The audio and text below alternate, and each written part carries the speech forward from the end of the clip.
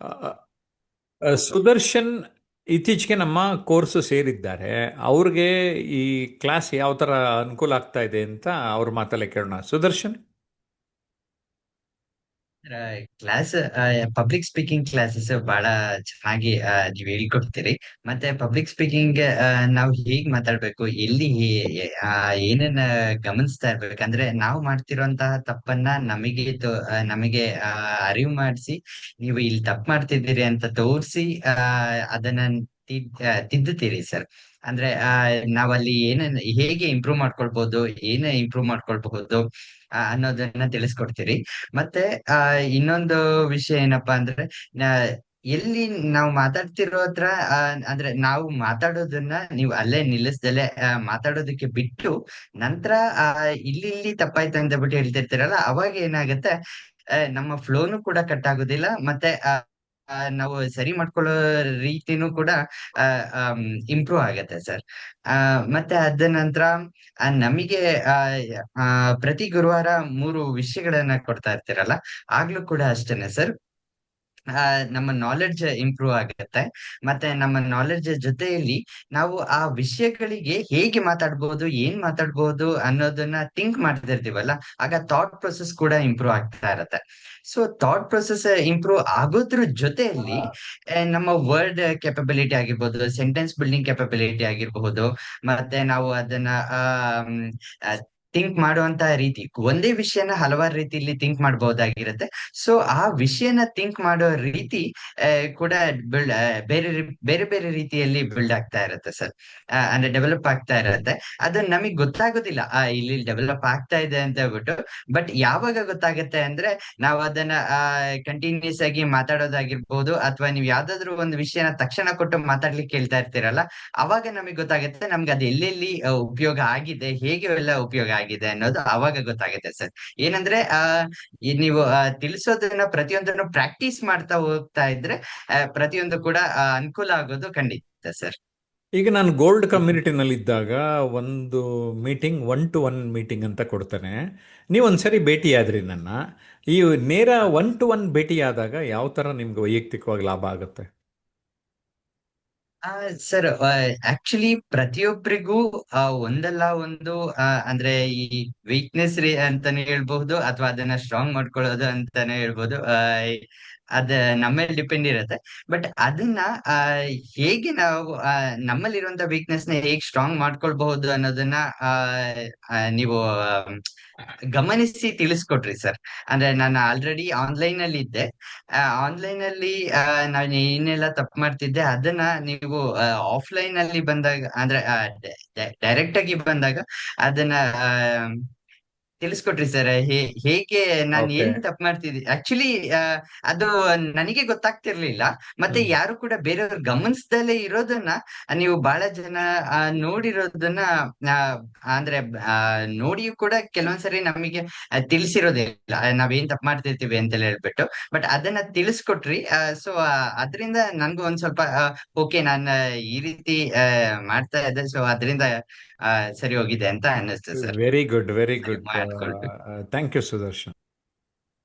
ಸ್ನೇಹಿತರೆ, ನಮ್ಮ ಜೊತೆ ಮಾಸ್ಟರ್ ಕ್ಲಾಸ್ನಲ್ಲಿ ಜಿ ಮಂಜುನಾಥ್ ಅಂತ ಇದ್ದಾರೆ. ಅವರು ಪಬ್ಲಿಕ್ ಸ್ಪೀಕಿಂಗ್ ಬಗ್ಗೆ ಅವ್ರಿಗೇನು ಅನುಮಾನ ಇದೆ ದಯಮಾಡಿ ಕೇಳಿ ಅಂತ ಆ, ಕೋರ್ತಾ ಇದ್ದೇನೆ. ಎಸ್, ಮಂಜುನಾಥ್.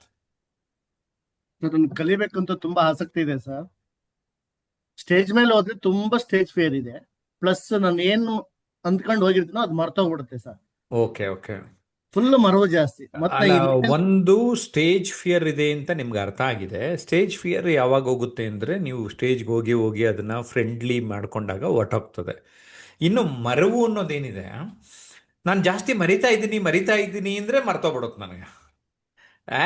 ನಮ್ಗೆಲ್ಲ ಬರುತ್ತೆ ಅನ್ನೋ ಥರನೇ ಹೋಗ್ಬೇಕು. ಆರಂಭದಲ್ಲಿ ಏನಪ್ಪ, ಒಂದು ಸಣ್ಣ ಪಾಯಿಂಟ್ಸ್ ಮಾಡಿ ಚೀಟಿ ಇಟ್ಕೊಂಡೋಗಿ ಅಂದರೆ ಪಾಯಿಂಟರ್ಸ್ ಥರ ಚೀಟಿ ಇಟ್ಕೊಂಡ್ರು ಸಾಕು. ಅದು ನಮ್ಗೊಂಥರ ರಿಮೈಂಡ್ ಮಾಡುತ್ತೆ. ಆಮೇಲೆ ಬರ್ತಾ ಬರ್ತಾ ಗ್ರ್ಯಾಜುಲಿ ಆಗುತ್ತೆ. ಎಲ್ರಿಗೂ ಈ ಭಾವನೆ ಇದೆ. ಒಂದು ಸ್ಟೇಜ್ ಫಿಯರು ಇದೆ, ಇನ್ನೊಂದು ನಂಗೆ ಮರ್ತೋಗ್ಬಿಡುತ್ತೆ ಅಂತ ಇರುತ್ತೆ.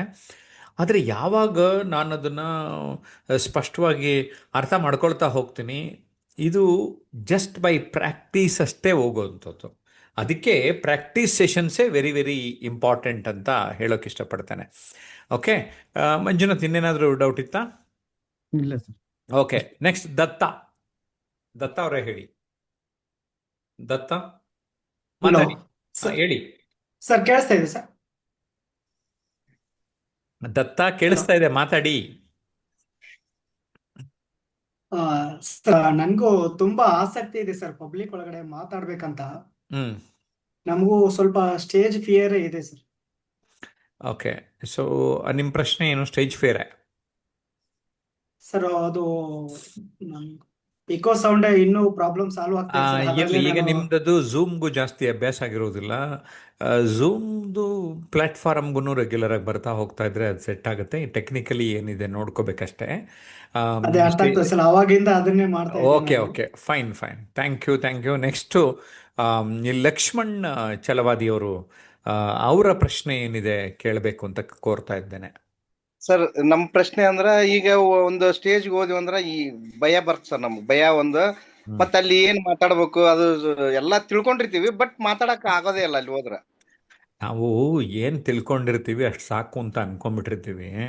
ಆದರೆ ನಾನು ತಿಳ್ಕೊಳ್ಳೋ ರೀತಿ ನೀತಿನಲ್ಲೇ ಇನ್ನೊಂದು ಸ್ವಲ್ಪ ಚೆನ್ನಾಗಿ ತಿಳ್ಕೋಬೇಕು ಅನ್ನುವ ಅರಿವು ನಮಗೆ ಬರಬೇಕು. ಏನಾಗ್ತದೆ, ನನ್ನ ನಾಲೆಡ್ಜು ಕೆಲವು ಸರಿ ವೇದಿಕೆ ಮೇಲೆ ಮಾತಾಡೋಕ್ಕೆ ಕಡಿಮೆ ಆಗ್ಬೋದು, ಅಥವಾ ನನಗೆ ಹಿಂದೆ ಯಾವಾಗಲೂ ವಿಷಯ ಇರುತ್ತೆ ಆದರೆ ನಾನು ಅಪ್ಡೇಟ್ ಆಗಿಲ್ಲದೆ ಇರ್ಬೋದು. ನಾನು ನಾಲೆಡ್ಜ್ನ ರೆಗ್ಯುಲರಾಗಿ ಅಪ್ಡೇಟ್ ಮಾಡ್ಕೊಳ್ತಾ ಇದ್ದರೆ, ಪ್ರತಿದಿನ ಪತ್ರಿಕೆ ಓದ್ತಾ ಇದ್ದರೆ, state news, national news, global world news ಎಲ್ಲ ನೋಡ್ತಾ ಇದ್ದರೆ, ಸೊ ನಾನು ಅದಕ್ಕೆ ಒಂದು ಕನ್ನಡ ನ್ಯೂಸ್ ಪೇಪರು, ಒಂದು ಇಂಗ್ಲೀಷ್ ನ್ಯೂಸ್ ಪೇಪರು, ಒಂದು ಲೋಕಲ್ ಟಿ ವಿ ಚಾನಲ್ಲು, ಒಂದು ನ್ಯಾಷನಲ್ ಟಿ ವಿ ಚಾನಲ್ಲು, ಒಂದು ವರ್ಲ್ಡ್ ನ್ಯೂಸ್ ಹೇಳುವಂಥದ್ದು channel, at least 1 to 2 hours invest ಮಾಡಿ ನಿಮ್ಗೆ ಏನಾಗ್ತದೆ, ಪ್ರಪಂಚದಲ್ಲಿ ಏನಾಗ್ತಾ ಇದೆ, ಓಕೆ, ಯುದ್ಧ ಇರಾನ್ US ಇಸ್ರೇಲ್ದು ಎಲ್ಲಿವರೆಗೂ ಬಂತು, ಟ್ರಂಪ್ ಮೇಲೆ ಯಾರೋ ಅಟ್ಯಾಕ್ ಮಾಡಿದ್ರು, ಏನಾಗ್ತಾ ಇದೆ, ಆಮೇಲೆ ಒಳಸುಳಿಗಳೆಲ್ಲ ಗೊತ್ತಾಗೋಗುತ್ತೆ ನಮಗೆ. Reading in between the lines, ಮೇಲೊಂದು ಮಾತಾಡ್ತಾರೆ, ಒಳಗಡೆ ಇನ್ನೊಂದು ಥರ ನಡ್ಕತ್ತಾರೆ. ಓಕೆ, ಪಾಕಿಸ್ತಾನದವ್ರು ಯಾಕೆ ಮೀಡಿಯೇಷನ್ಗೆ ಹೋಗ್ತಾ ಇದ್ದಾರೆ, ಅವ್ರದ್ದು ಏನೇನು ಬೆಳೆ ಬೇಯಿಸ್ಕೊಳಕ್ಕೆ ಹೋಗ್ತಾರೆ, ಇವೆಲ್ಲ ಅರ್ಥ ಆಗ್ತಾ ಹೋಗ್ತಾ ಇರುತ್ತೆ ನಮಗೆ. ಯಾವಾಗ ಅರ್ಥ ಆಗ್ತಾ ಹೋಗ್ತಾ ಇರುತ್ತೆ, ನನ್ನ ಜ್ಞಾನ ಜಾಸ್ತಿ ಆದಾಗ, ನನ್ನ ಬಗ್ಗೆ ಆವಾಗ ನನಗೆ ಗೊತ್ತಾಗ್ತದೆ. ಆಗ ನಾನು ಆ ವಿಚಾರ ಮಾತಾಡಬೇಕಾದ್ರೆ ಬೋಲ್ಡಾಗಿ, ಕಾನ್ಫಿಡೆಂಟಾಗಿ ಮಾತಾಡ್ತೀನಿ. ಜೊತೆಗೆ ವಿಮರ್ಶೆ ಮಾಡೋ ಲೆವೆಲ್ವರೆಗೂ ನಾನು ಹೋಗ್ತೀನಿ. ಓಕೆನಾ? Sir sir okay, thank you. Jatappa ತಮ್ಮ ಅನಿಸಿಕೆ ತಿಳಿಸಿ. ಸರ್ ನಾನು ಸ್ಟೇಜ್ ಮ್ಯಾಗ ಹೋಗ್ತೀನಲ್ಲ ಸರ್, ಸರಿಯಾಗಿನೇ ಮಾತಾಡ್ತೀನಿ, ಪರವಾಗಿಲ್ಲ. ಹ್ಮ್ ಆದ್ರೆ ಈ ತರ ಇಮಿಡಿಯೇಟ್ಲಿ ಮುಗಿಸ್ತೀನಿ, ಒಂದು 2 ನಿಮಿಷ ಅಥವಾ 3 ನಿಮಿಷ. ಈಗ ಏನು ಗೊತ್ತಾ, ಏನು ಮಾತಾಡೋದೇ ಇರೋದಕ್ಕಿಂತ 2 ನಿಮಿಷ 3 ನಿಮಿಷದಲ್ಲಿ ಮಾತಾಡೋದು ಅಂದರೆ ನಿಜ ಹೇಳ, 1 ನಿಮಿಷ 2 ನಿಮಿಷ ಮಾತಾಡೋದೇ ಕಷ್ಟ ಇರೋದು. ಗಂಟೆಗಟ್ಟಲೆ ಮಾತಾಡ್ಬಿಡ್ತೀವಿ. 1 ಗಂಟೆ ಮಾತಾಡೋದನ್ನ 1 ನಿಮಿಷದಲ್ಲಿ 2 ನಿಮಿಷ ಮಾತಾಡೋದು, ನೀವು ಭಾರಿ ಒಳ್ಳೆ ಸ್ಕಿಲ್ ಇದೆ ರೀ ನಿಮ್ಗಾಗಾರೆ.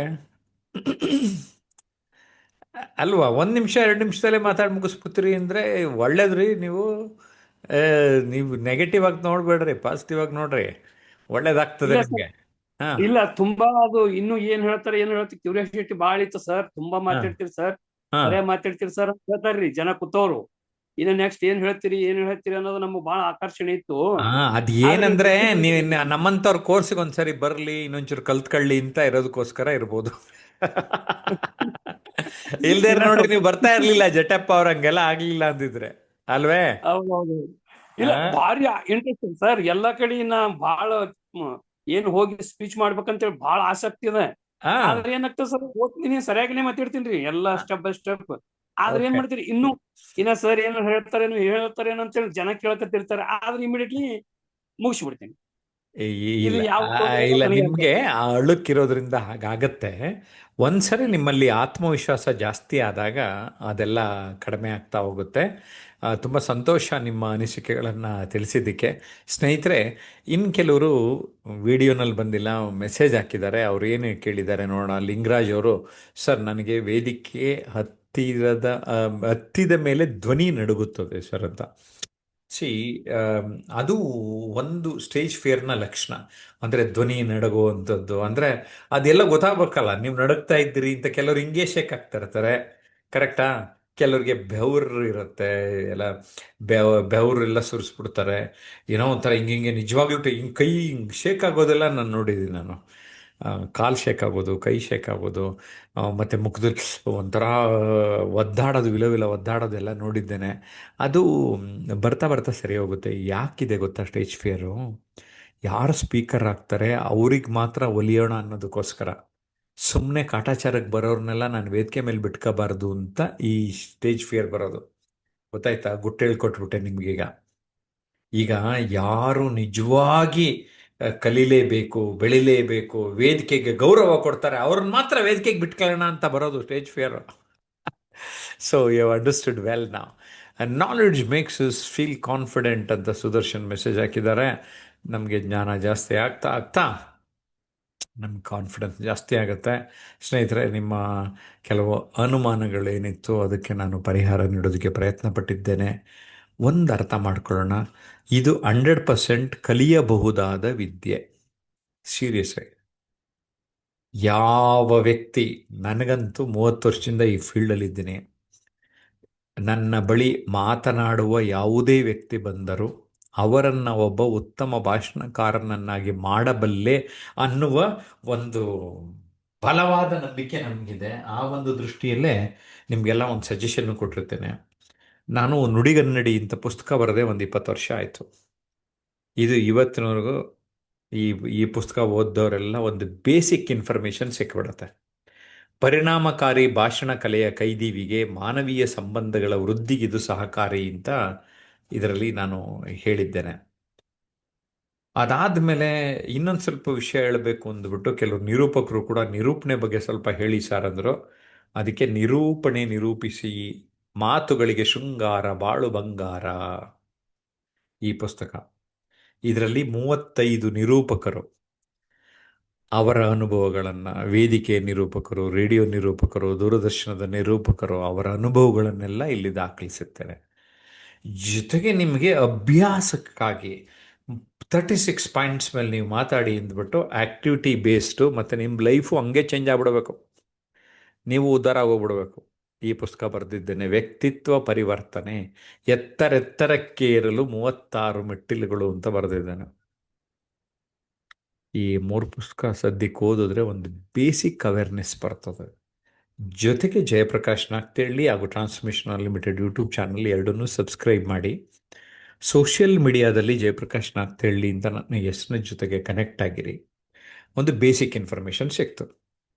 ನನ್ನ ಕೋರ್ಸ್ ಸೇರಿದ್ರೆ, ಆನ್ಲೈನ್ ಕೋರ್ಸ್ ಕಂಟಿನ್ಯೂಸ್ ಆಗಿ ಮಾಡ್ತಾ ಇದ್ದೀನಿ. ನೀವು ಸೇರಿದರೆ ಆಫ್ಲೈನ್ ಆವಾಗವಾಗ ಅನೌನ್ಸ್ ಮಾಡಿದಾಗ ಈ ಆನ್ಲೈನ್ ಸ್ಟೂಡೆಂಟ್ಸ್ಗೆ ಡಿಸ್ಕೌಂಟು ಕೂಡ ಇಟ್ಟಿರ್ತೇನೆ. ಹಾಗಾಗಿ my advice for all of you is to join for the online course immediately. Very reasonable. Serious ಆಗಿ ಬೇರೆಯವರು ನ್ಯಾಷನಲ್ ಲೆವೆಲ್ ಅವರು ಚಾರ್ಜ್ ಮಾಡುವ 10% ನಾನು ಚಾರ್ಜ್ ಮಾಡ್ತೇನೆ. ಇಂಟರ್ನ್ಯಾಷನಲ್ ಲೆವೆಲ್ ಅವರು ಚಾರ್ಜ್ ಮಾಡುವ 5% ಅಷ್ಟು ನಾನು ಚಾರ್ಜ್ ಮಾಡ್ತಾ ಇದ್ದೀನಿ. Seriously I am telling you. And of course ನಾನು ನನ್ನ ಪರ್ಸ್ನಲ್ ಟೈಮನ್ನು only for few people 8 to 10 at a time ಒಂದು ಸರಿ ನಾನು ತಗೊಳ್ಳೋವಂಥದ್ದು. 1-to-1 ಗೈಡೆನ್ಸ್ ಕೂಡ ಮಾಡ್ತಾನೆ. ಅದಕ್ಕೆ 1-to-1 ಮೆಂಟ್ರಿಂಗ್ ಅಂತ ಕೂಡ ಕರೀತಾನೆ. ಸೊ ಎಲ್ಲ ಮಾಹಿತಿ ಬೇಕು ಅಂದಾಗ ನಮ್ಮ ಕಚೇರಿಯ ಸಂಖ್ಯೆ 9341259267 ಮತ್ತು 9620303000ಗೆ ಸಂಪರ್ಕ ಮಾಡಿ.